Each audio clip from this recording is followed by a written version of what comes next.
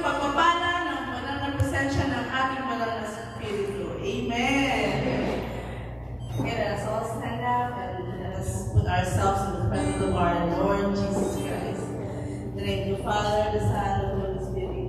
Amen. Oh, Heavenly Father, as we glorify and magnify your holy name, Lord Jesus Christ, we are here once again giving praise and giving all the glory and all the thanksgiving sa iyong harapan, Panginoon. Nawa, Panginoon, kami paspasan ng iyong pagpapala ng iyong banal na presensya.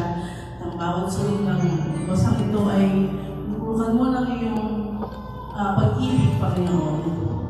At nanggagaling sa iyo ang matawag na aming mararanasan, Panginoon, pagmamahal, alisin ang pag-aalinlangan, babalutin kami ng aming pananampalataya ng pag-ibig mo, Panginoon, dahil ikaw ang Diyos ng buhay ito. Panginoon, tinataas namin lahat sa iyo ang aming mga suliranin, ang aming mga takot, ang aming mga pag-aalinlangan. Alam namin, Panginoon, sa gabi ito, ikaw'y mananatili sa aming puso at kami mabubuhay sa pamamagitan ng iyong pagmamahal, Panginoon. Samahan kami at ang bawat isa sa amin dahil ang gabi ito ay para sa iyo, Panginoon. Lahat ng ito ay aming samang dalangin sa iyong banal na pangalan. As we pray, Our Father, who art in heaven, hallowed be thy name, thy kingdom come, thy will be done on earth as it is in heaven. Give us this day our daily bread, and forgive us our trespasses, as we forgive those who trespass against us. And lead us not into temptation, but deliver us from evil. Hail Mary, full of grace, the Lord is with thee. Blessed art thou amongst women, and blessed is the fruit of thy womb, Jesus. Holy Mary, Mother of God, pray for us sinners, now and at the hour of our death. Amen. And all together, glory be to the Father, and to the Son, and to the Holy Spirit, as it was in the beginning, now and ever shall be, world without end. Amen! Amen! Go! Handa na ba ang ating mga Katoliko? Amen! Let's all praise the Lord! Amen! Amen! Never try! Okay, Katoliko, busy! Ulit!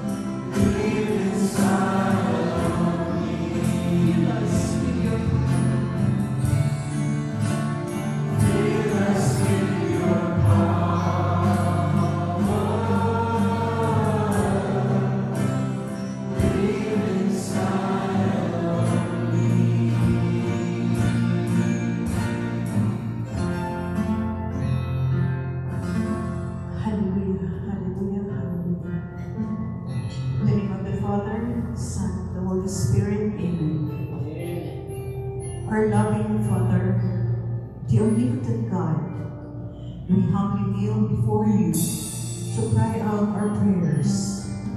We praise and glorify you, Lord. We magnify and exalt your holy name. We worship you with all our whole being, soul and spirit. We seek to you and listen to your voice because you are the truth, the way, and the life. Let your Holy Spirit that descended unto us during our baptism always dwell in our midst to guide and protect us. Anoint us with your most precious blood to wash away our sins and to cover us from the wickedness and snares of the devil. Bless this vineyard, keep it holy, and make every gathering meaningful and beneficial for the enlightenment of the renewal of our faith, soul, and spirit. Teach us to have humility, more understanding, and patience with the shortcomings of others, to always seek for the beauty and goodness they have contributed for the success of the community. Let's strive to be one whole family who always give love, trust, and respect for one another. Lord, we are sinful and in gratitude. We always commit sins and mistakes. We ask for your forgiveness and mercy. Help us to keep the Holy Spirit within us, to always receive your love and grace. Give us the strength to resist the temptations and distractions of the wide, crowded road that leads away from you. Help us to turn away from worldly desires and to focus on your will and plan for our lives. Heavenly Father, we thank you for your love and the path you have set before us. We pray for the wisdom to discern the narrow road that leads to life and for the courage to walk it, even when it feels hard. Guide our steps, Lord, so that we may not look to the left or to the right, but stay steadfast on your path. Thank you for everything you gave us. We are grateful for all those, especially for the good life we have. Lord, you are the light of the world. By your mercy and grace, we are saved. Your blessings help us to live happily with contentment. Lord, bless and protect Brother Mike Sicularde and his family from all harm and sickness. Keep him strong with healthy body, soul, sound mind to continue his ministry. Bless and protect Sister May Harper. Keep her capability to give proper decision and management to solve and give solutions to all the problems that we have come her way, that will come her ways. Bless and anoint Brother Joel, our disciple for tonight. Give him a double portion of anointment, sharpen that any double-edged sword, so that your message will penetrate our mind and spirit to enlighten us and be a channel of your teachings and wisdom. Lord, bless all the disciples, chapters, cell groups all over the world, together with their coordinators, councils, member, choir, instrumentalists. Give them the right attitudes and sense of responsiveness for their duties and responsibilities. Bless the sick, the homeless, your wayward sons and daughters. Give them hope, faith, and love. Bless our families, loved ones, friends, and even enemies. Let your loving, merciful, forgiving, and compassionate heart be with us forever. Amen. Fill us with the power of the Holy Spirit to walk in your ways and to be counted among those few who find the narrow road to eternal life. Amen. We ask this in the name of Jesus, your only Son, through the intercession of the Blessed Virgin Mary, with the Holy Spirit, with the angels and saints. Amen. Amen.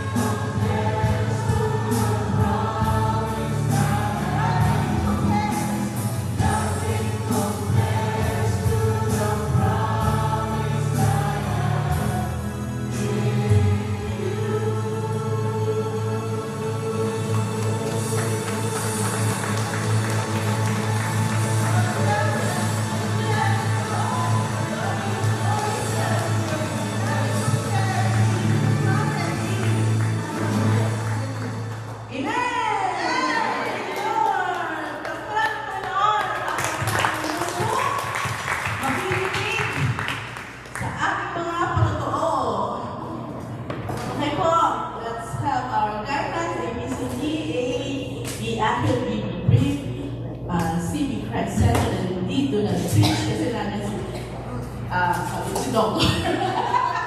si Brother Joe Deluca, amen. First time niya mag-talk dito, yung first time niya sa chapel. Okay, sino po ang muna?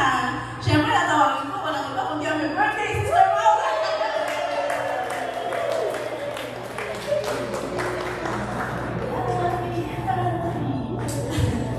Ganda-ganda niya, naka-red siya ngayon. Amen. Papasalamat lang po ako sa kayabin sa dahil kasi binigyan naman namin ng isang taon sa aming buhay. Birthday to you.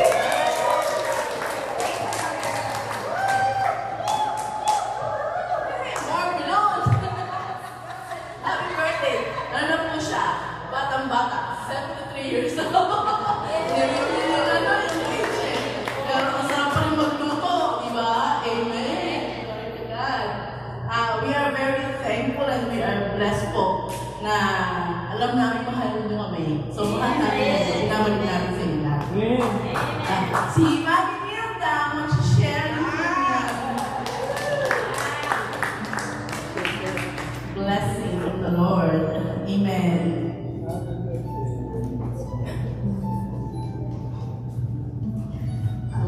Pagkilinig ko sa inyong lahat at sa lahat ay lalo po kay Lord sa siya natin. Gusto ko lang po magpasalamat para sa kalakasan binibigay pa sa akin ng Lord na buhay ng loob niya. At isa pa po pasasalamat ko sa Diyos ay yung aking buong pamilya. Sasabihin ko na kung buo. Maging yung mga anak ko sa Pilipinas, ang aking mga apo, at lalo-lalo na po itong mga apo ko dito po sa Amerika. Talaga pong asa sa puso nila ang paglilingkod. Talaga po isinasakatawan nila ang kanilang paglilingkod.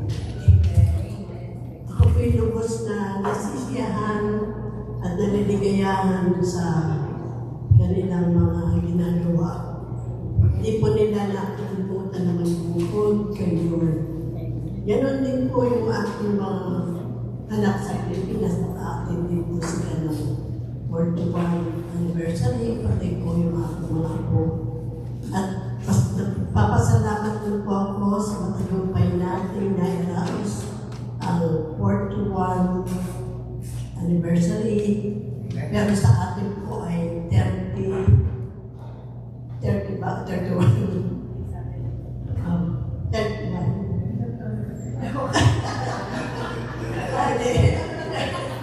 Kahit tayo dito, bali, ang hapra ay for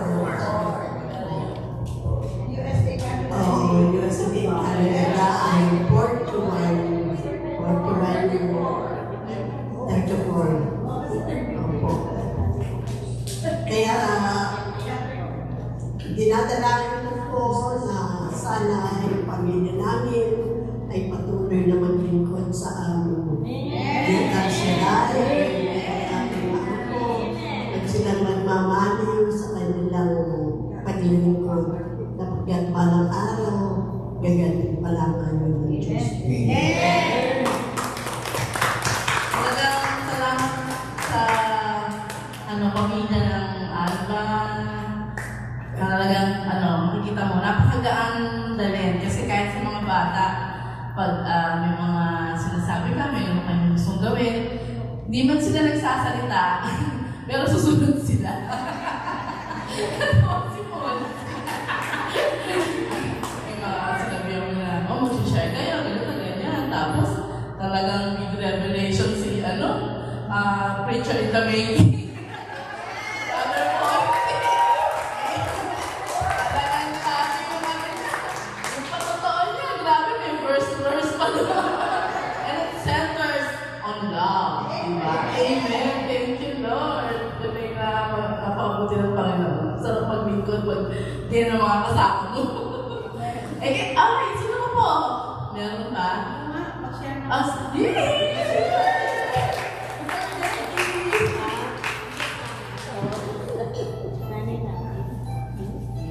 Walang iyakan na. Good evening, Yami Shaddai, good evening, brothers and sisters. I-share ko lang po dahil mga 2 weeks or 3 weeks ago, nagmamagram ako. Praise and thank you, Lord, wala akong cancer na nakita sa akin. And also, i-share ko lang din po, natapos na kasi yung 2 years lease namin ng bahay. Ito na po, nag-message na po yung aming landlord na. Kasi minessage po namin, sabi namin, pwede bang namin ulit yung lease for like 2 more years ulit. So, nag-message siya sa akin, sabi niya, out of town daw siya, pagbalik niya, we'll talk about it. So, nung isang araw po, nag-message sa amin, sabi niya na, okay, pwede, pero there's an increase of $200. So, sabi ko, nag-usap-usap po kami na try natin tawaran. Hindi ko na, tumawad ako.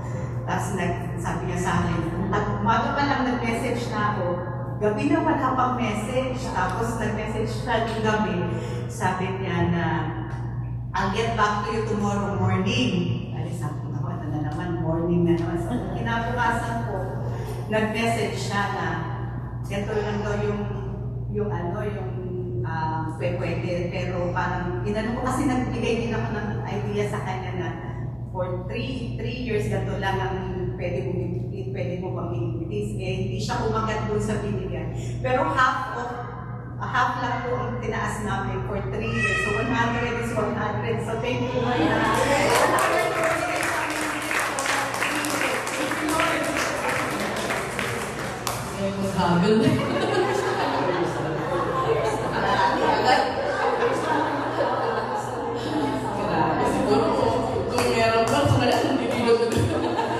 Sister Gretchen, amen.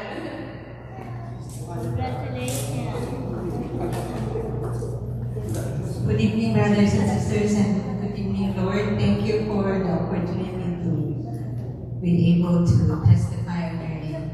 Ito, sa totoo lang, hindi ako palagi nag-a-attend ng mga ibang gawain except nung gawain ng celebration sa LA. Kasi palagi nagkakataon na duty ako. At saka yung LA kasi medyo malayo. Hindi kaya yung 20 minutes na babalik ako sa work ko kung tinatawagan kami. So anyways, sabi doon, may 41 requests. Sabi ko, dami naman. Sabi ko, pero Lord, susubukan ko. But anyways, nakagawa ko ako ng prayer request ko. Pero ang pinakauna kong request ay, Lord, hayaan niyo sana na hindi ako tatawaran, makakapag-attend ako ng celebration sa St. Kevin. So, umaga, hindi ako tinawagan. So, okay, pakinamang ko. Sabi ko, Lord, thank you. Talaga pa-attendin niyo ako, Lord. Pagdating na lang sa 11, eto na, I need you right now. Sabi ko, Lord, paano yung request ko? So, yeah, I have to go back to work. So, nung dumating kami doon, habang anong listahan, 2 rooms na ongoing. Pero talaga siguro, pag kinusto talaga or plano ni Lord, yung plano mo nawawala, hindi sa kanya lagi ang nasusunod. Biruin niyo naman, yung 2 kaso, kinanser. Pagkatapos ko doon sa room ko, sabi nung chargers namin, Gretchen, can you take over my room? Sabi ko, why? What are you gonna do? Sabi ko, you know, I have a very important commitment in LA. Sabi niya, you're on call. Sabi ko, yeah, I know I'm on call. But I'm on call there too. So anyways, in short, nakarating talaga ako. In my surprise na nangyari yun, naka-attend ako. Salamat sa Diyos. Thank you, Lord. Thank you so much. Na sa kabismihan ng trabaho ko at saka sa parents ko, parang napapabayaan ko yung mga alaga namin sa bahay, sa likod ng bahay namin. So yung mga halaman namin, mga trees, gano'n. And then one time, nagpunta yung husband ko sa likod ng bahay. Sabi niya, hey, when are you gonna harvest the grapes? Sabi ko, meron bang grapes? Kasi hindi ko na napansin yun na, tsaka pinuputulan ng aming gardener. So, I didn't really mind it. Lo and behold, ang dami niyang bunga. Kaya, meron ako. First harvest and first bunga talaga napakarami. It's just part of it. So, enjoy. Thank you, Lord. Thank you. God bless you. Iba, may asa ng paso mo nakansel. Ano naman? Kala ko neuroidectomy, madali naman. Madali naman i-reschedule. Anyway, maraming salamat. Meron ako nakalimutan pasalamatan last week nung habang tayo overwhelmed pa din sa ating success and victory ng gawain. Si Brother Nolly nagmuha ng PowerPoint natin na sa kabila ng gulong-gulo sa mga instructions ko. At may mga nakalimot, pero na-deliver at saka spirit-filled. Thank you, Lord. Sister Rose. Sige na.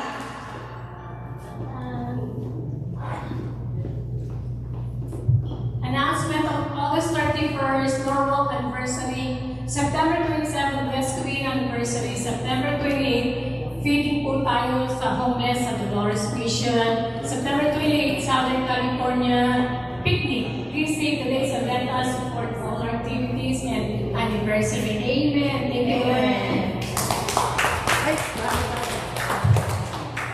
Hi, my God. Pray po.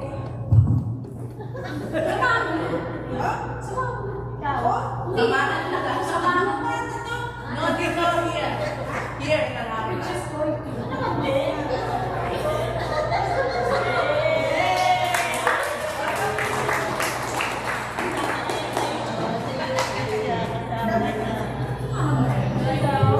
Welcome to Alhambra. See you and who brought you here? And your Lord. Hi, my name is Jacob Luna. My mom and my dad brought me here, and I'm happy to be here.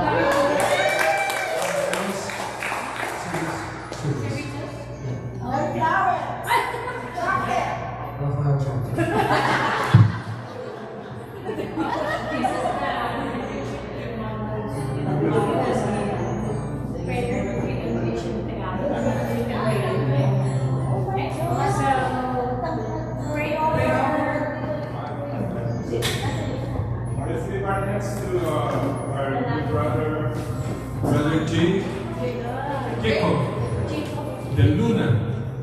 Lord Yahweh Shaddai, we thank you for bringing Brother Jacob here, oh Lord. We ask and we pray that the whole family be blessed mightily, oh Lord. Pour upon them your spirit, your love, your mercy, your compassion.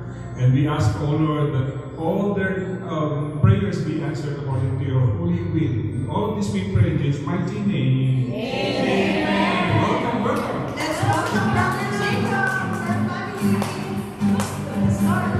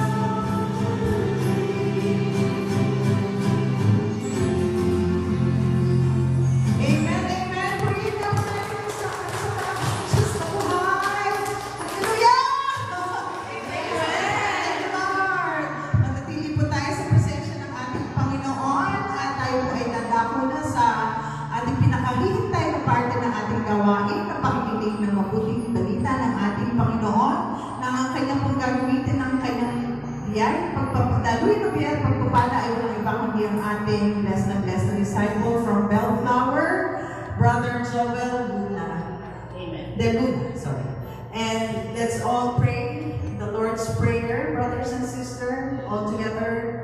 Our Father, who art in heaven, hallowed be thy name. Thy kingdom come, thy will be done, on earth as it is in heaven. Give us today our daily bread, and forgive us our trespasses, as we forgive those who trespass against us. And lead us not into temptation, but deliver us from evil. Amen. Let's all together pray our covenant prayer with our Yahweh El Shaddai. Let's all recite it in English. Psalm 91, God our protector. Whoever goes to the Lord for safety, whoever remains under the protection of the Almighty, can say to me, you are my defender and protector. You are my God, and in you I trust. He will keep you safe from all hidden dangers and from all deadly diseases. He will cover you with his wings. You will be safe in his care. His faithfulness will protect and defend you.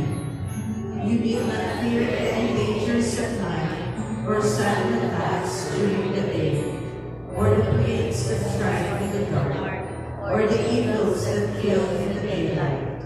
1,000 may fall dead beside you, 10,000 all around you, but you will not be harmed. You will look and see how the wicked are punished. You have made the Lord your defender, the Most High your protector. And so no disaster will strike you, no violence will come near your home. God will put his angels in charge of you, to protect you wherever you go. They will hold you up with their hands, to keep you from hurting your feet on the stones. You will trample down lions and snakes, fierce lions and poisonous snakes. God says, I will save those who love me, and will protect those who acknowledge me as Lord. When they call to me, I will answer them. When they are in trouble, I will be with them. I will rescue them and honor them. I will reward them with long life. I will sustain them. When I shut up the heavens so that there is no rain, or command the locusts to devour their land, or set a plague among my people. If my people who are called by my name humble themselves and pray and seek my face and turn from their wicked ways, then I will hear from heaven, and I will forgive their sin and heal their land. The word of the Lord. Thanks be to God. Thank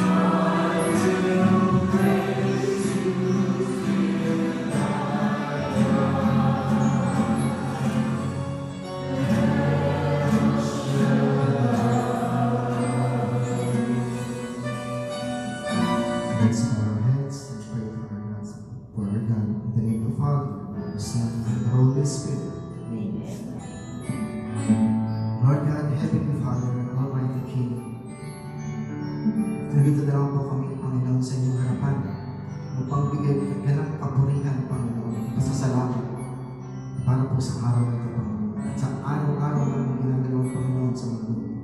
Sapagkat lahat po ng aming biyaya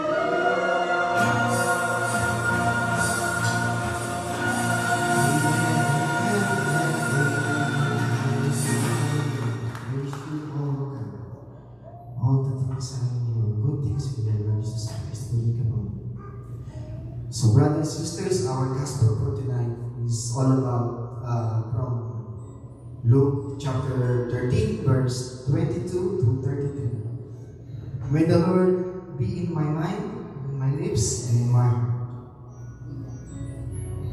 Jesus went through one town and village after another, teaching as he made his way to Jerusalem. Someone asked him, "Lord, will only a few be saved?" He said to them, "Strive to enter through the narrow door. For many, I tell you, will try to enter and will not be able. When once the owner of the house has got up and shut the door, and you begin to stand outside and to knock at the door, saying, 'Lord, open to us,' he would say to you, I do not know where you come from. Then you will begin to say, we ate and drank with you, and you taught in our estates. But he will say, I do not know where you come from. Go away from me, all you evildoers. There will be weeping and gnashing of teeth when you see Abraham, Isaac, and Jacob, and all the prophets in the kingdom of God, and you yourselves thrown out. Then people will come from east and west, from north and south, and will eat in the kingdom of God. Indeed, some are last who will be first, and some are first who will be last. Brothers and sisters, our gospel of our Lord Jesus Christ. God be the glory.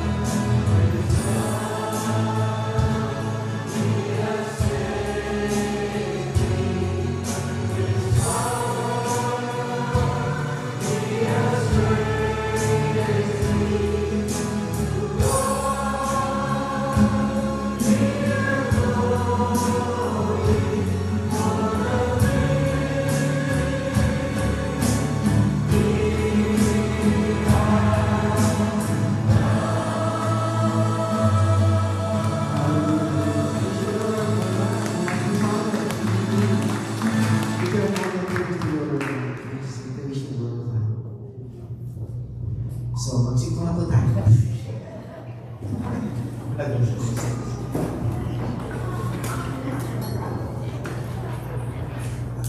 Bago po kami magpunta dito, ngayong gabi, may dinaanan po kami sa Copis Meet. Dito lang po siya nakatira sa Sunny Shore.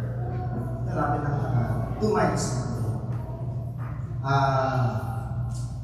Sabi ni Mrs., dapat hindi ako matanggap na ikaw. Kaso kasi naunay naman. So, pinagbigyan ko naman. At kasi yung kanya condition yung lumanda. So, siya ako talaga umanda na. So, ganoon talaga kahanga ating Panginoon. Sabi nila, umanda na agad ang condition niya. Amen? Amen. Okay po. Second time na dito. Di ba ba? Pero mas nakakaba kasi malaki. Yung maliit. Pero medyo kulog yun eh. Pero okay lang. Kasi kasama natin ang Panginoon. Diba? Hindi tayo dapat ma-distract ng kalaban. Kasi kasama natin ang Panginoon. Nandito siya ngayon. Naniniwala ba kayo? Amen. Amen. Amen. Okay, so brothers and sisters, as we heard the Gospel of Luke, chapter 13, verse 22 to 30, in this verse is all about the narrow door. Amen? These verses urges us to reflect on the choices we make in our lives. Amen? So, sa verse na to, either we go, meron siyang dalawa. Either we go to a narrow door, or we go to the wide door. Okay, so isa-isayin natin. So, yung wide door, dapat, di ba? Sabi ng narrow door, so malaki siya.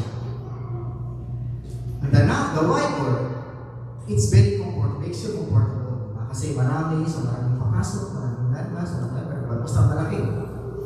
It makes you comfortable, and at the same time, it gives us the promise, like for a quick access. Yan ang parang pangako or yung ano na ating Panginoon. Ngayon,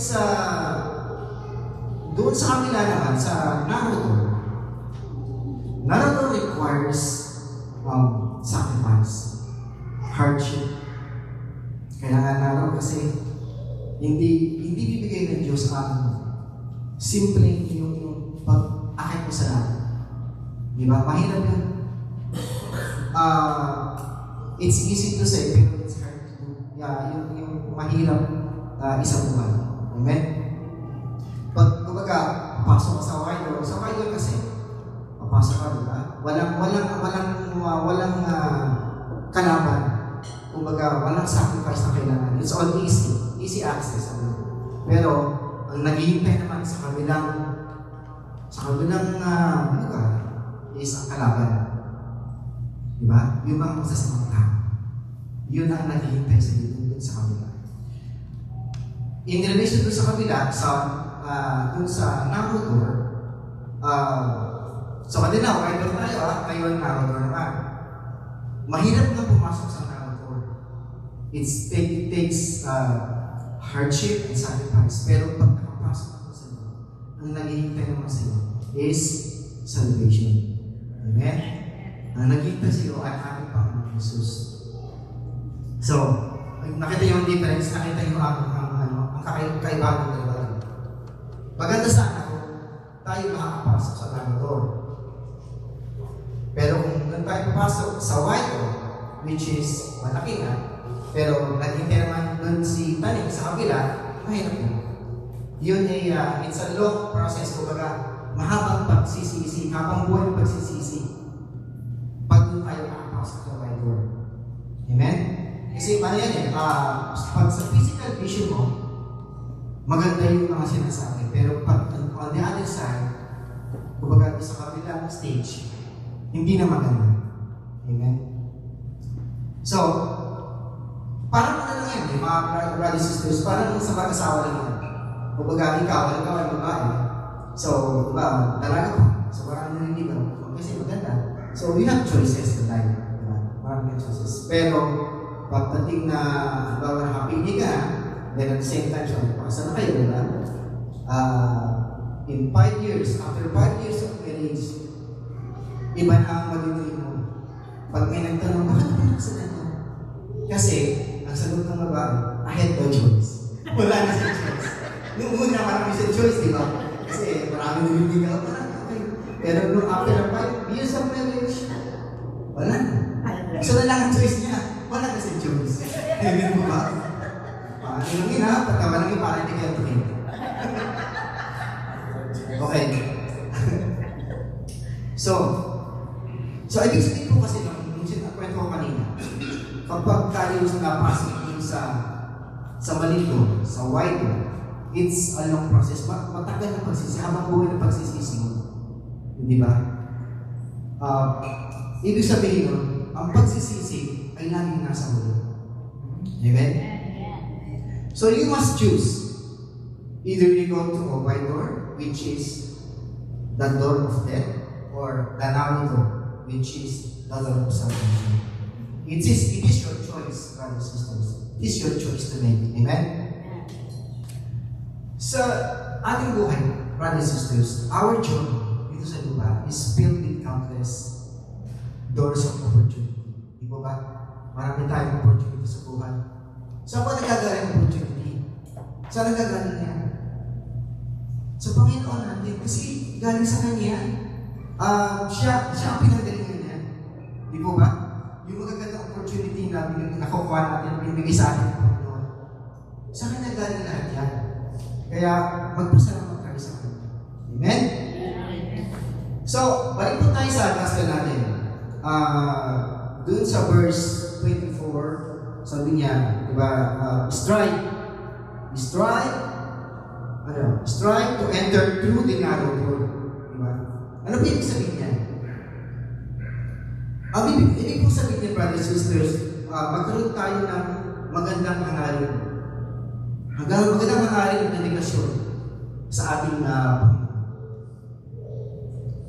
magkaroon tayo ng magandang dedikasyon upang makatanggap tayo ng kaligtasan. Di ba ba?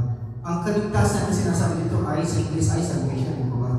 Ang kaligtasan ay hindi lang patungkol sa pakikipag-ugnayan natin sa Panginoon. Di ba ba? Ang ating Diyos through prayer. Di po ba? Salvation is not about guessing how many people will enter sa narrow door.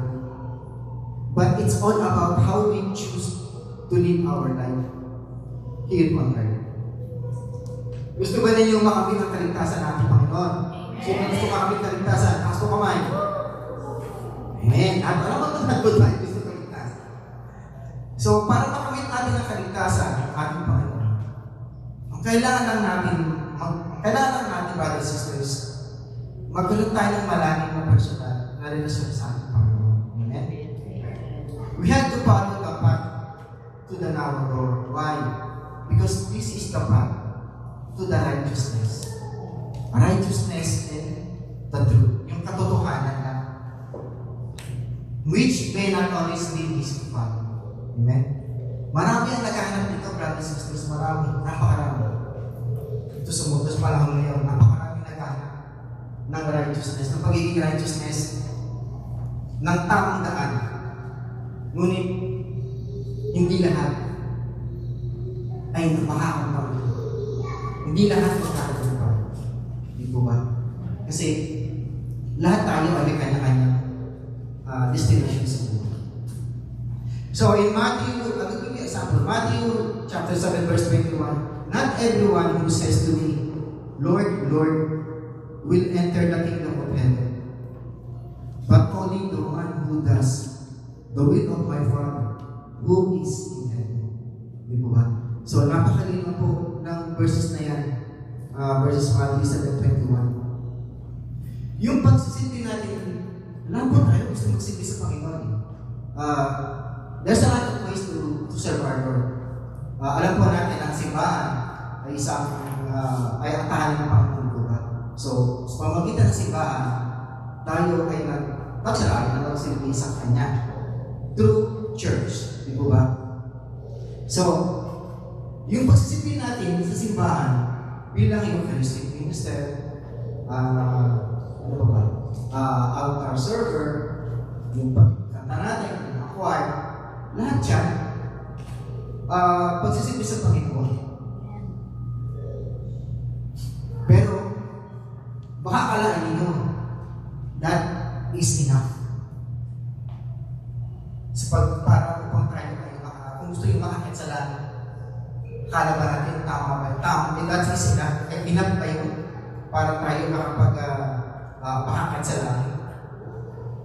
Hindi enough po yun, brothers and sisters. It says sa Bible, no physical relationship with the Lord is a thing. It's a thing, but it's not enough. May points yun, hindi pwede ko lang. Kasi, on the other hand, nagsasabi pa rin tayo sa Panginoon. Pero, sabi ng Panginoon, that is not enough. Bigyan ko na po kaya ng isa pang example kasi meron akong kaibigan. Sabi ko sa kanya, niyaya ko siya na mag-join dito sa channel.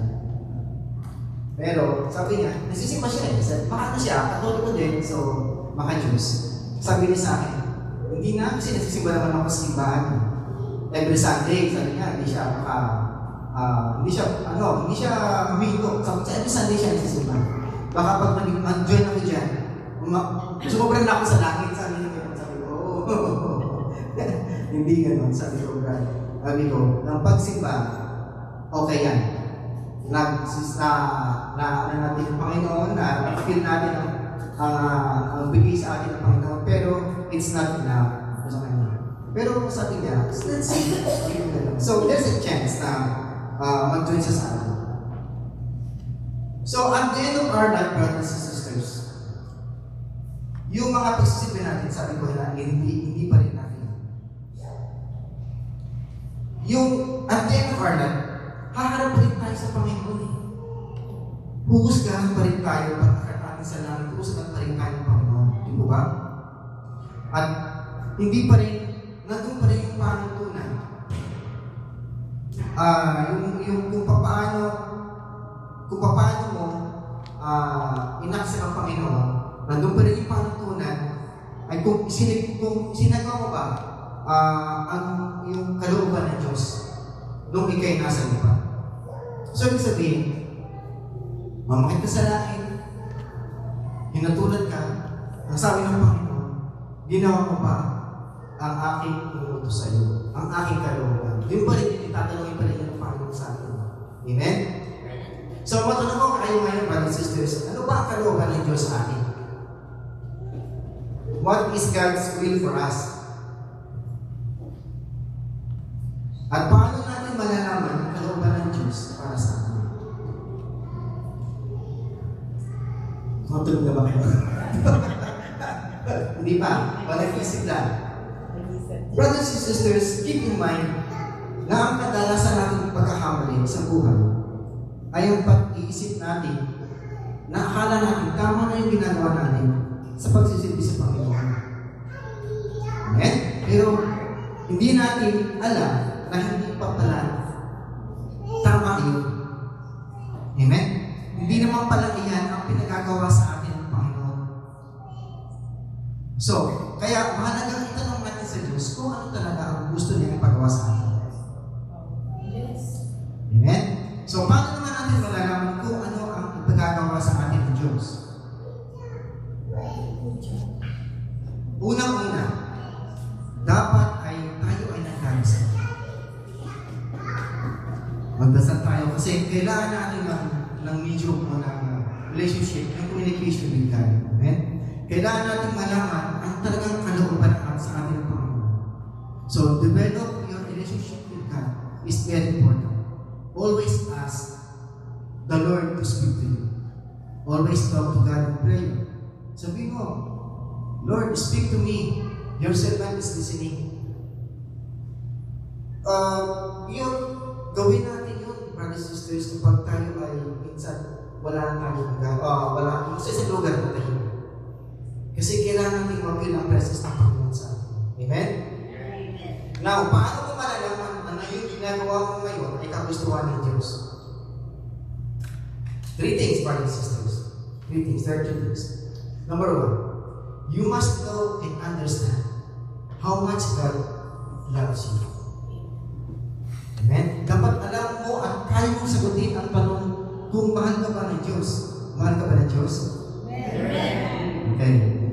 Importante yun. Importante sa buhay. Sapagkat kung hindi mo alam na mahal ka ng Diyos, walang saysay ang ginagawa natin para sa Diyos. Amen? Walang saysay. Okay, pangalawa, mahal mo ba ang Diyos? Amen. Alam man natin na lahat tayo, alam natin ang Panginoon. Ano-ano ang mga masasamang bad habits na iniwan mo na hindi mo na ginagawa mo? Kung mahal natin ang Diyos, hindi ka na dapat gumagawa ng isa. That's number 1. Amen? Halimbawa, ang tao nagsisimba, kumate ng prayer meeting, pero sa kabila ng lahat, kahit siya umate ng prayer meeting, nakakagawa pa rin siya ng pagkakasala. Nakakagawa pa rin siya ng pagkakasala. Kasi, we are just human. Amen? We are not perfect. No one is perfect dito sa mundo. Lahat tayo ay makasalanan. Lahat tayo ay nakakagawa ng pagkakamali. Pero sa kabila naman ng ating pagkakagawa ng pagkakamali, humingi tayo ng kapatawaran sa Panginoon. At least we try our best na maging kung ano man yung, kasi gusto ng Panginoon, nasundan natin ang kanyang pa. Diba? Yun ang gusto niya eh. Nagulugod siya sa atin kapag gumagawa tayo ng ating sa ating kapwa. Pero minsan, as again, we are just human. Hindi natin magawa. Kailangan natin ng presence ng Holy Spirit para tayo makagawa ng diba?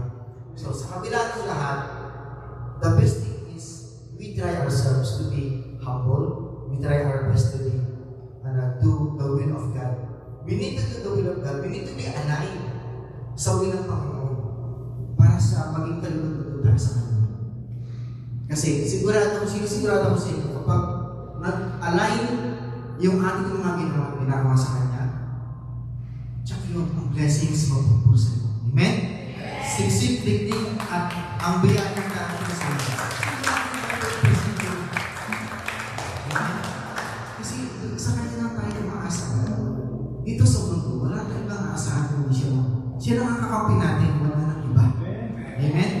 Sa ano man ang ating buhay ngayon, ano man ang ating ginagawa ngayon, saan tayo maging, kung tayo man ay maging successful sa buhay, yan ay biyaya ng Diyos sa atin. Amen? So, saan na? Wala na ako. Okay. So, pinanagay ko sa inyo pangalawa, di ba?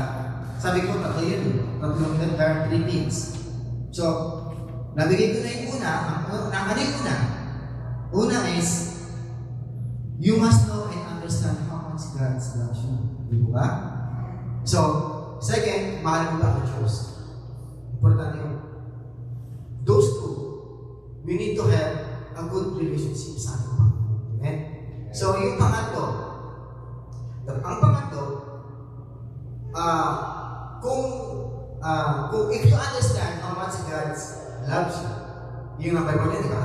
And the second, kapag pinasama natin yan, the first, kung alam natin how much God loves us. And then the second thing is, kung mahal mo ang Diyos, ano nga yung pangatlo? Ang pangatlo, mga kapatid, you can now ask God, Lord, what do you want me to do? To obey, to do you, for you to be happy. Diba? So, yun na yun eh. That's the conclusion. It is the beginning of how to discern the will of God. Kapag mahal mo ang Diyos, mahal ka ng Diyos. Wala nang natututo yun. That's it. Yun na yun. Period na yun. Amen po? Kasama niyo na ang buhay mo ay asenso. At ang buhay mo ay magiging successful na. Hindi lang naman ikaw ang nag-blessing ng Panginoon kapag tayo ay lumapit sa Panginoon. Di ba? Yung pamilya mo, lahat ng pamilya mo, anak mo, mother mo, lahat yun nag-blessings ng Panginoon. Kaya napakaganda kung tayo ang bibigyan ng blessing ng Panginoon. Amen po? So it is very important to know the will of God. That's number 1 in your life. Ito po yung faithful process of change. Kapag tayo ay gusto natin pumasok sa namin na sinasabi natin. It is not easy. I'm telling you, brothers and sisters, it's not easy. But it leads us to eternity. Amen? Many people are not willing to change kasi they want to continue yung kanilang nakabis nila. They want to continue yung pagiging komportable sa buhay. Ayaw nila umalis sa kanilang comfort zone. Gusto nila yun na yun. Yun na yun, everyday a part of their lives, yun na yun. Ayaw nila. I-eval. Kasi takot sila.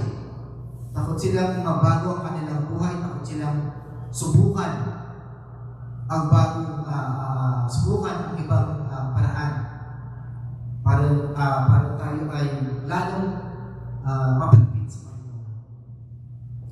Yan ang problema sa iba natin sa ibang tao. Ayaw umalis sa kanilang comfort zone. Amen? So ito din ang dahilan kung bakit ang ilang tao ay napupunta sa malapad na pinto. Yung sabi ko din na, yung white door, di ba? White door keeps us comfortable and it gives us quick access. Kasi yung mga nandun, lahat yung mga kasalanan. Mainit doon, gusto ba niyo doon? Ayaw niyo doon, di ba? Ayaw mo rin doon. Gusto natin sa heaven. Amen? So, ito ang dahilan kung bakit ulitin ko kung bakit ang ilang tao ay pupunta sa malapad na pinto patungo sa kabahukan ng kanilang buhay. So, in Matthew, sabi sa Matthew chapter 7 verse 13, sabi, enter by the narrow gate, for wide is the gate and broad is the way that leads to destruction, and there are many who go in it. Dun sa wide door. So, ngayon, gusto ba niyo magpunta? Ayaw niyo, di ba? So, ang dapat natin gawin is gumawa tayo mabuti. Amen? And very important thing is to understand the will of God. Kung ano ang gusto niya ipagawa sa iyo. Sabi ko kanina, gawa tayong gawa, pero hindi mo pala yun ang kanyang gusto ipagawa sa iyo. So there's something we need to we need to ask God kung ano talaga ang gusto niya pagawa sa atin. Amen? Okay, so but to enter the narrow gate, Jesus wants you to obey His commands. Ano yung commands niya? To deny yourself, take up your cross daily, and to love as Christ loved. Ano ba? Isa-isa natin, brothers and sisters. Ano ba ibig sabihin nito? Ano ba ibig sabihin na, halimbawa, deny yourself? Ano ba yan? Parang, ayaw mong aminin na ikaw ay gwapo, ayaw mong aminin na maganda, ayaw mong aminin na ikaw ay mayaman. Di ba? That's literal meaning of that. So, doon sa malalim na kaulugan, doon tayo magpunta. I will give you one. Deny yourself means prioritize God's will. Amen? God's will, sabi ko kanina, kung ano ang gusto niyo ipagawa, yun ang gawin natin. Kausapin natin siya, magdasal tayo. Prayer. Prayer is the good communication for us and God.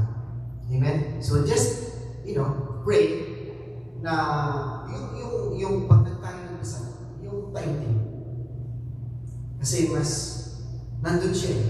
Mapapil natin siya kapag tayo ang ating pagdasal. Amen? So, prioritize God's will means choosing God's plan, not your plans. Di ba?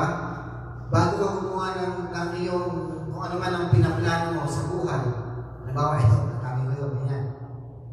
Sabihin mo muna sa Panginoon, para nabigyan ka ng blessing at maging maayos ang iyong plan, di ba? That's the plans of God, not yours. Amen? Second, die into the flesh. Let God guide your thoughts and actions, not your own understanding. Leave it to God first before you do anything para meron pagpapala na dumating sa iyo. Amen? So, that's deny yourself, brothers and sisters. So, ano pa?